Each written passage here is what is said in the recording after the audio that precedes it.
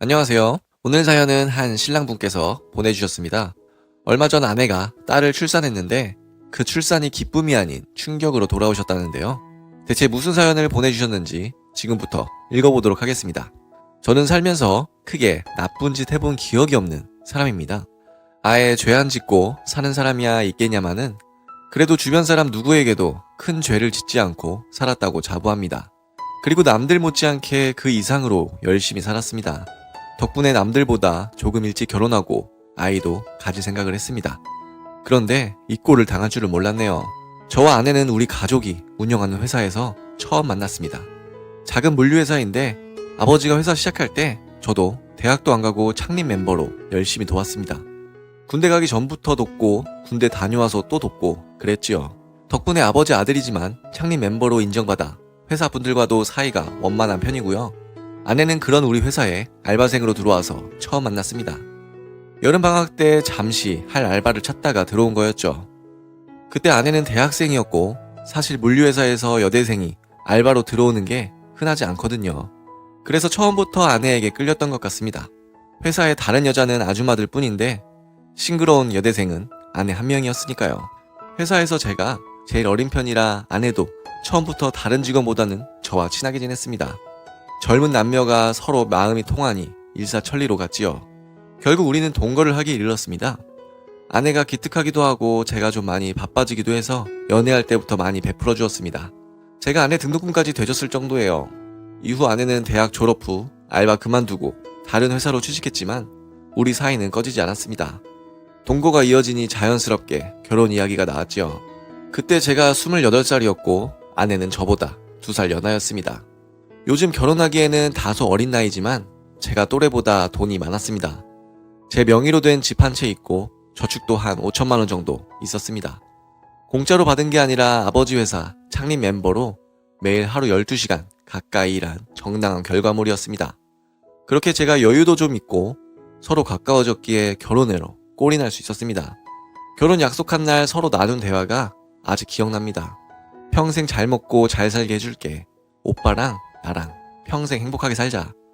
나 부끄럽지만 서로 이런 이야기를 나눈 것으로 기억합니다. 결혼하고 내 집에서 동거하면서 임신까지 했을 때 얼마나 기뻤는지 몰라요. 아내는 문제없이 출산했고요. 그때까지만 해도 일이 다 잘 풀리는 줄 알았습니다. 우리 아기 혈액형이 A형이라는 말을 듣기 전까지는요. 처음에는 그러려니 했지만 이상한 생각이 들더라고요. 저 혈액형이 B형이고 아내 혈액형도 B형입니다.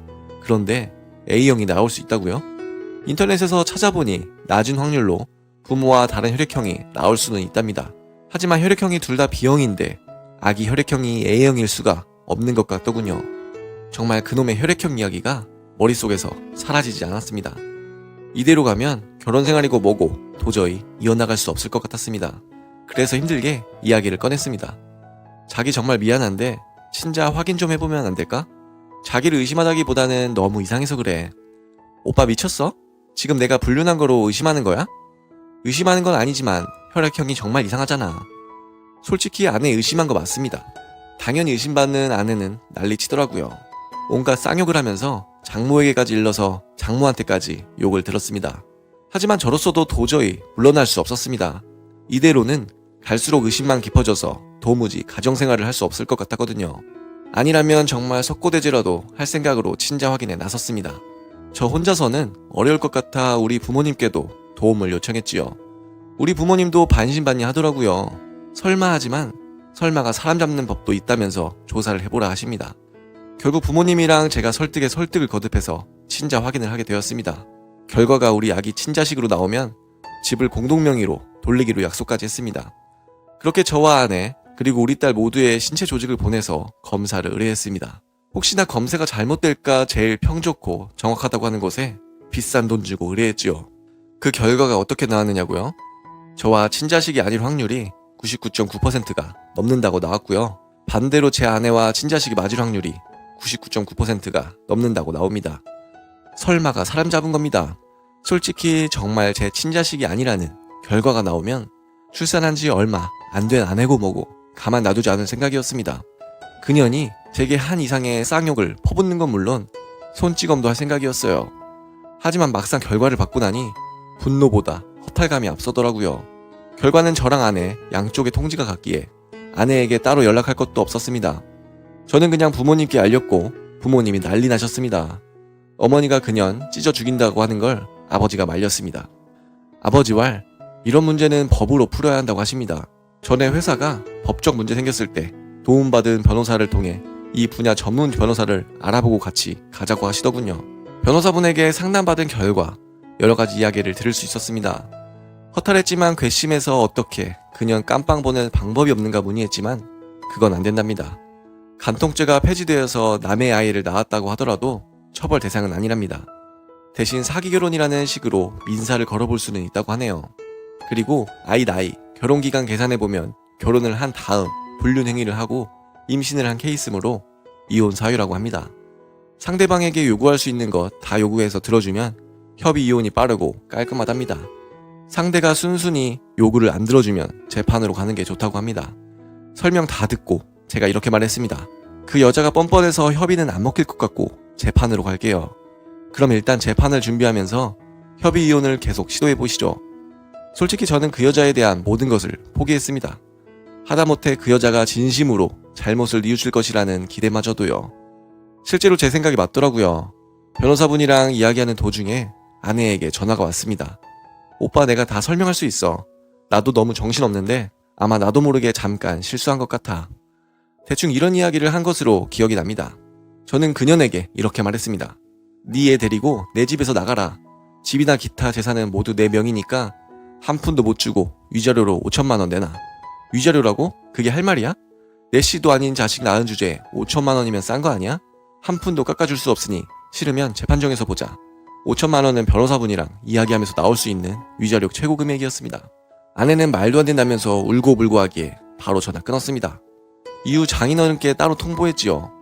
지금 변호사 사무실인데 이혼하고 제 요구 조건 안 들어주면 재판 걸 테니 알아서 하시라고요.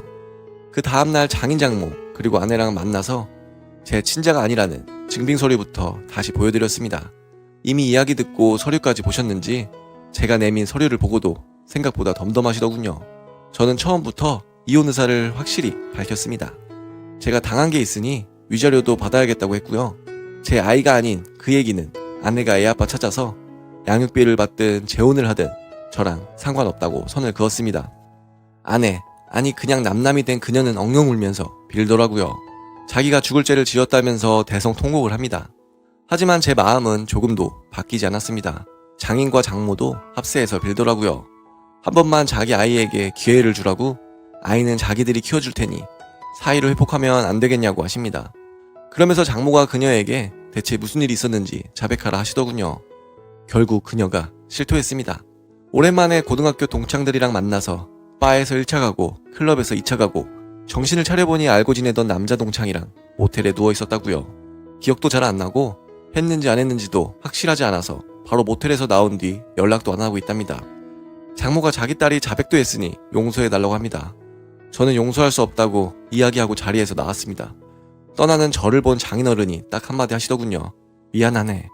딸 자식 교육 잘못해서 미안하다는 건지 그냥 제게 미안하다는 건지 모르겠지만 그 말을 끝으로 장인과는 연락을 더 안 하고 있습니다.